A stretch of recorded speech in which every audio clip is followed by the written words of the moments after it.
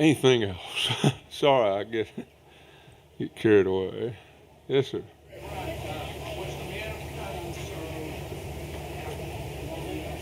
Oh, good question. Was the man of constant sorrow happy? Yes. Yeah. When I met him, he had a lot of angst, but I don't think he ever was unhappy because well, for one thing, he just married the woman that he would be a wife the rest of his life, and he was truly in love with her, and she truly loved him. And he had children quite soon after that, and he loved them all and spoiled them, and he did with his grandchildren too. And I mean, he always seemed happy to see me, and that's the only way I could tell. Good question. Anything else? In a lot of the biographies, there are practical jokes on the road. J.D. Crowe's band liked to use loaded cigarettes, and Ralph's biography mentions laxatives. Well, I think it mentions them when it was the Stanley brothers. You remember? And Carter and George Shuffler.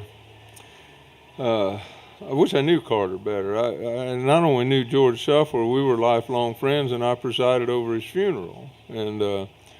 But they were practical jokers, and they were pretty heavy drinkers. When I was in the band, George could drive all night, and he'd start out with a full fifth of whiskey, and the bottle would be rolling around behind the driver's seat at the end of the night. And wonder how he did it, but he did it. And I've often wondered if maybe that was one of his jokes, that the real bottle started out was kind of full. It was just there for our benefit, like looking empty. But if it was, he never confessed. But I don't know that I mean, the guys in the band, we would joke with each other, but I think Ralph was always not that way. I mean, he'd tell a good joke, or he would like to hear a good joke, but it was never on anybody, ever, that I can remember. You know, I mean, think how many jokes could be about a guy that can't kick off a song that everybody should know, you know, working on a building. I should try to remember that. My favorite thing, well, I won't, but anything else? Yeah. Yeah, I never knew Dr. Ralph Stanley, but I emceed a festival in Vermont last year. His son, Ralph, too, played. And he is so much like his father, so polite and such a nice and a real gentleman. And I said to the audience, that's the way Dr. Ralph must have been. And you're right. And Ralph, too, had a hard time getting there. I can remember him being up at Winterhawk when he was the most spoiled kid in the world. And nobody could handle him. And I just wonder, you know, I think you're right. Modeling always works in the end. It always amazes me that Ralph realized that more than professional people in the field of pedagogy, one way or the other. I mean, as Americans, there's no limit to our ignorance on how to teach, because we actually have laws and rules that tell our school teachers and even our professors that should know better, that the two things you have to have are lecturing and testing.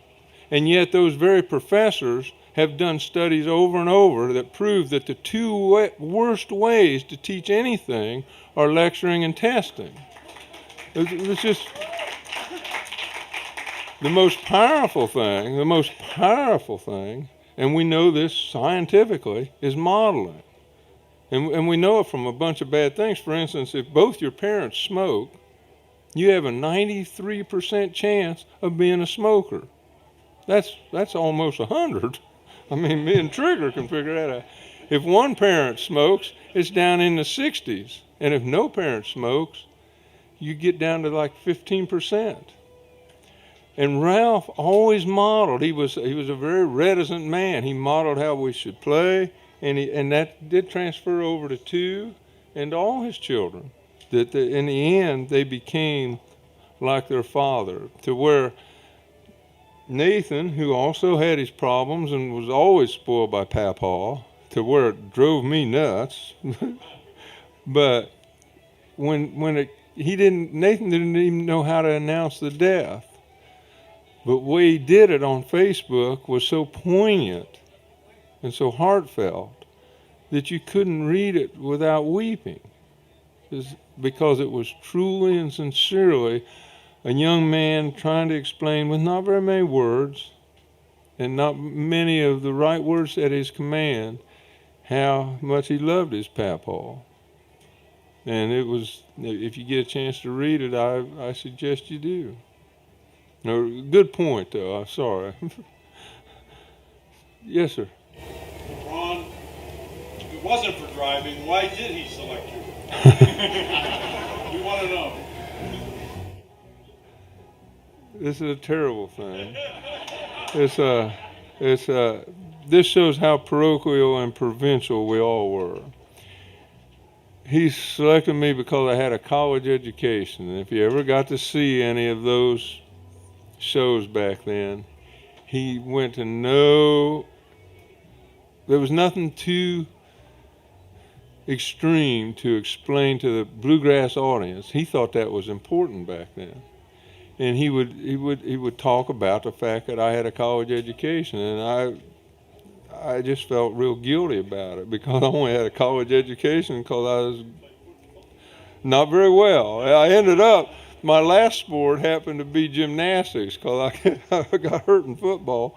And I was a fair to middling gymnast, still hold a state record in the state of Ohio. But I think I hold it because they don't even do that particular thing anymore. But it ended up, and Ralph always pointed this out as an argument that he was right to point out the college education, because I became a successful horse trainer. But I always credit that to gymnastics, because the two go together in a way I never would have guessed. I mean, if you love horses and you can do gymnastics, you can be a good rider. And Ralph would, every time I see him, how are the horses? He'd start that way, and they said, see, that's why that college education's helping. And it might be because horses don't like to listen to you. Anything else? Yes. Just a minute ago, you said my favorite story is, and then you said, oh. Yeah, I can't tell you that. What was the question? The question was, just a minute ago, you said my favorite story is. It's not a secret. I'll tell you. I've told a couple people, but this sounds vain, and it's not for that reason. I finally quit. I mean, here I was living my dream, and I'd loved that music all my life, but I wanted to do some other things in life, and I knew that if I did that, that's all it'd be. And really what I wanted to do was be a farmer. Well, what I really wanted to do is be a rancher, but that took me like 40 more years to accomplish, but I finally did.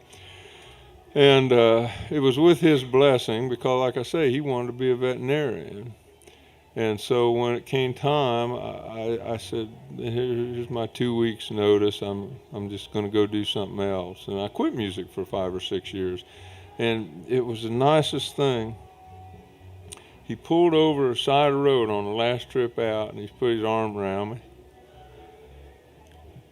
And he said, Ron's going to do something else other than bluegrass music. And I hate to lose him more than area man I ever had. Those are the exact words. And you know, I'm certainly hated to lose every man he ever lost. Just meant a lot to me, so it's personal.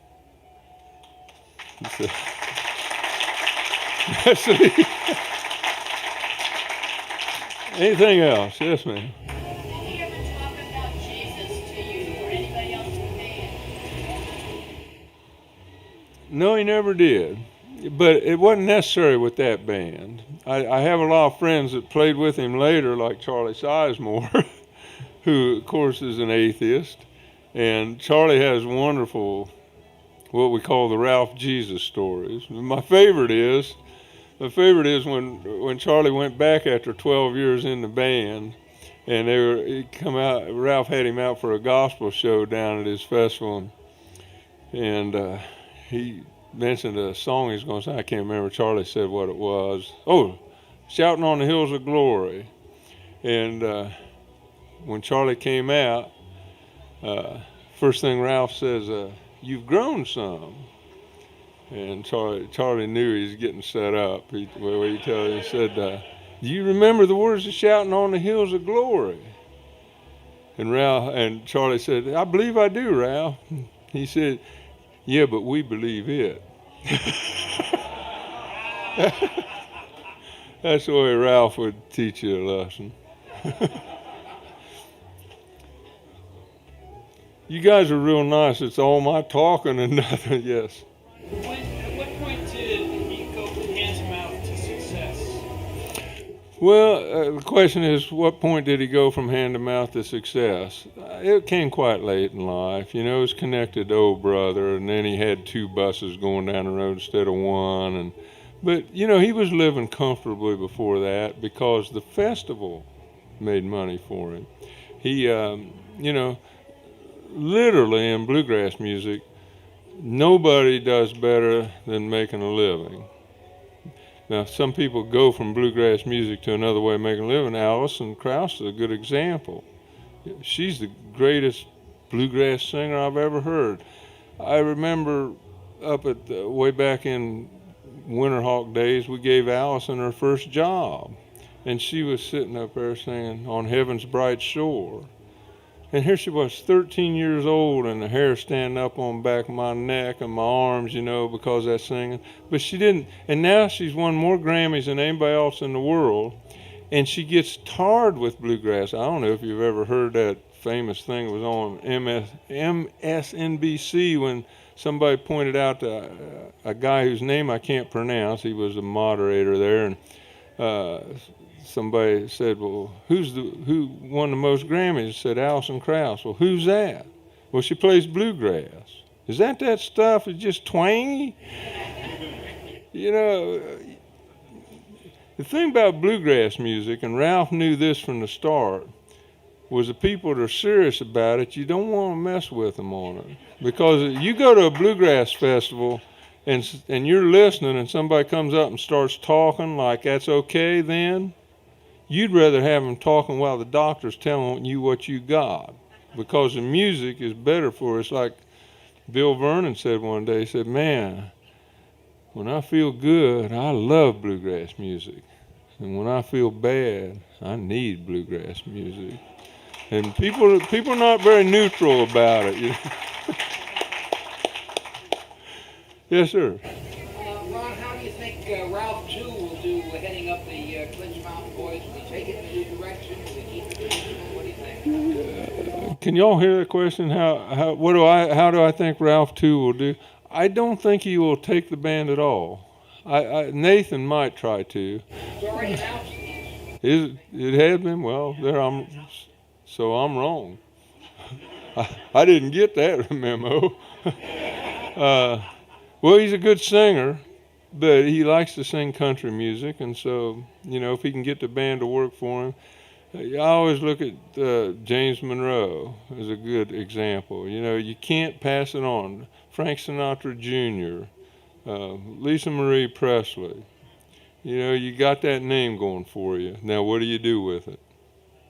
And I actually think it's a handicap to have somebody like that. He might change his name. But on the other hand, you got Hank Williams Jr. I guess he did all right, although I'm not aware why.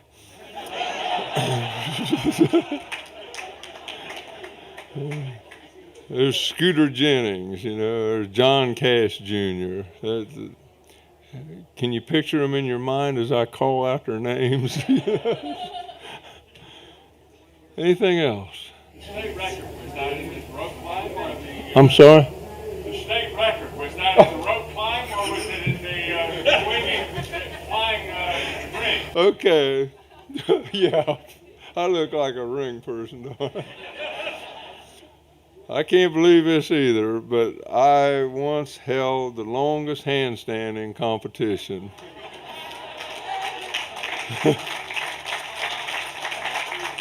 And then I went into horse training and broke 23 bones over the years. And I never forget my latest, my wife said, let's see you do one now, Duke. And I tried. Anything else? Yeah. Oh, yeah. Earlier, I think maybe I misunderstood. I thought you had said something about Latin scrubs when you're talking about the context in the 60s of bluegrass that they had disbanded and were done so many years before Carter died. Yeah, they kind of split up in 64. Yeah, and so if you count them from the time that they left Bill Monroe, and they did it to only take about 6 or 7 months to put an act together. Of course, it was a signal act. I mean, but if you count that, it's probably generous to say they worked together for 14, maybe 14 and a half years. And so that's not the other side of that coin, if you ever think about it, is it was only about 4 or 5 years after bluegrass music was invented, came into being, and you might easily say that was when Flatt and Scruggs and Chubby Wise and Bill got together, that rock and roll was invented. And rock and roll was invented for no other reason than during those 3 or 4 years that Monroe and Flatt and Scruggs were together, the backbeat became the downbeat of a music. If you listen to the early Flatt and Scruggs and Monroe recordings, there is no mandolin chop. You listen to the last recording and everything from there on, that chop, wherever it comes from, is when your foot is in the air. And if you think about the great rock and roll drummers, the ones you can still picture and remember, let's face it, Ringo Starr's one. Buddy Rich couldn't do that. Maybe the greatest drummer to ever live. Gene Krupa, Mousy Alexander. You could go down a list of people with great hands and great feet, and they could play, but they couldn't do what Ringo Starr could do, which is hit that thing with power and commitment on the backbeat, and little else. And that's all that was necessary. I gave a talk on that at the Rock and Roll Hall of Fame once, and didn't get any arguments. Not at all. They all, because Bill's in there, you know. And what's he in there for? Well, the curator or whatever, she says he's in there because he recorded Blue Moon of Kentucky. He's in there because he gave rock and roll the beat. And from there on, it's go. Well, yeah, yay for Bill. We're probably out of time. Okay, 5 minutes. Trigger will know how much that is. But would you do a Ralph song a cappella for us?